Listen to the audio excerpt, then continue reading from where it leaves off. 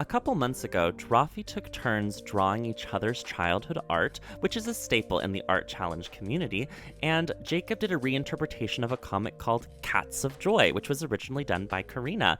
And this comic is so funny that when I showed my nephew it, he literally drew fan art of like one of the title characters because it made him laugh so much, and I can't even get the kid to draw fan art of my drawings. So you know it's a good quality comic at that time.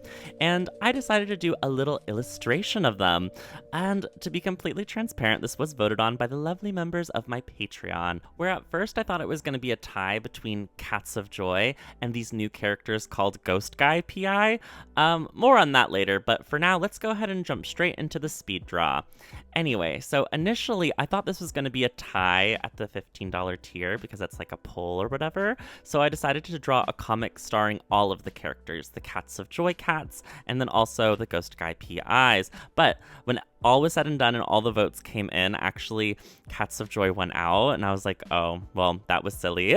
But I was already working on the comic, so I was like, no harm, no foul. I already put this work in. They can just have a cute little cameo. So the Ghost Guy PIs are based off of that kind of CW supernatural early 2000s kind of TV show where I think they're just detectives and one of them is a ghost. And so this was supposed to be like an origin story of like, how did the ghost of Ghost Guy PI die? And as we know, the Cats of Joy are famous for hitting people with their cars. So yeah, I just decided to lump them together, and the joke or punchline of this comic is that the Cats of Joy hit Ghost Guy PI with their car, causing his death. And yeah, that's pretty much the whole thing. This was also very fun to do because I drew this in my getting back into comics era, which very good for my well-being and mental health. But just to let you know, some vulnerability, I actually wasn't really happy with how this piece was turning out. I couldn't quite marry the styles between the hot guy PI's very Karina style with the very cartoony, squishy Cats of Joy characters, even though those were also originally Karina drawings as well. I just couldn't decide how abstract to make the characters. Like originally I wanted them to look very cartoony. I wanted to pull much more heavily towards the cats, and so I thought I was going to make the hot guy PIs like Adventure Time characters, but then as I was drawing their facial expressions, they looked too real looking. Like they looked nothing like Adventure Time characters. I should have made them like way more noodly. So yeah, I think that kind of juxtaposition between the characters didn't work really well for me. In fact, you see this little ink drawing I'm doing now in panel 3. I'm hopping around a lot. But in panel 3, the little tiny human member of Ghost Guy PI who doesn't die, that wears the scarf, that style is indicative of what I wanted the entire comic to look like. I think he has this very shapy Adventure Time like language in that third panel that for the rest of the comic it sort of just gets lost. So when I was reaching the end of actually doing my inking, I was so unsatisfied with it that I was like, okay, you know, I want this video to come out. I've already sunk so much time and effort in it. I'm just going to push through and do my black and white grayscale, get the borders out. You know, it's just going to be in black and white. I might add a color gradient on top of it, but I just want to get this done because I don't want to waste this art and this effort. But simultaneously, while I was finishing this comic, I also was just going through this kind of emotional journey with my channel in general, where it's like, if I'm not producing the most lovely images, like what's the point?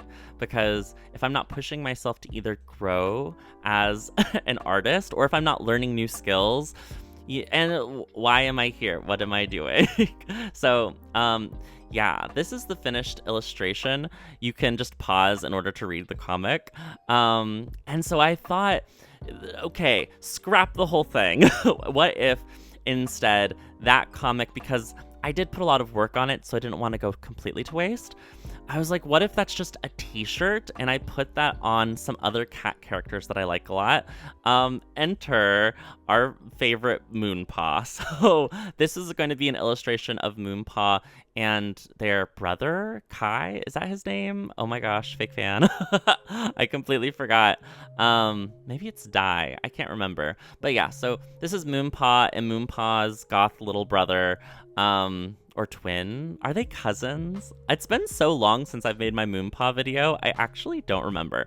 But I just remember that, no, they definitely are brother and sister because Karina confirmed that on her Twitter account. So I wanted it to be sort of like Moonpaw's brother got in like a fisticuff accident and had a bloody nose, and she was waiting in the ER. But I hated that. I didn't like how the pose looked, so I scrapped it. And I decided to not include the brother because I didn't want to draw him. I didn't want to draw a waiting room. So you can see now my third attempt is much more shapy, and we are inside the Cats of Joy car itself.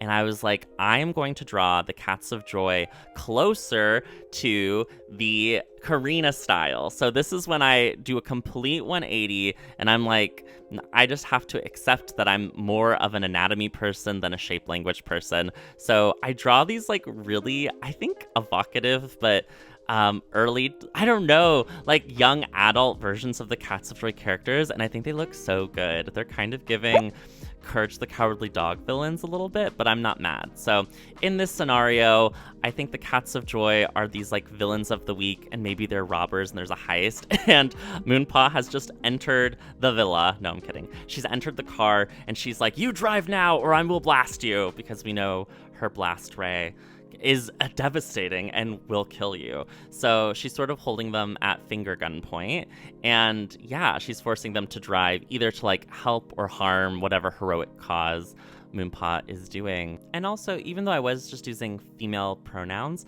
Moonpaw uses all pronouns, and that was one other reason why I wasn't totally happy with the second piece. There was something about how like high femme Moonpaw was to like their masculine brother that it just felt kind of, not that non-binary people have to be androgynous, but I tend to like, whenever a character is feminine, really like ham up the female characteristics, which isn't entirely true. So I wanted to do a version of Moonpaw that is still high femme, like still wearing a skirt and a nice sweater, but you know, less like I wanted the hips and the torso and the chest to be in proportion to a lot of Karina's drawings, rather than to someone who is typically assigned female at births, standard proportions, which I think I did a happy middle ground in this drawing. Yeah, and I also just love the facial expressions. I think they're so good. I love how exaggerated everything was, and by this point in the drawing, I know that we had to delete your art twice, but sometimes that is what it takes to get you to really enjoy the process and what you're doing.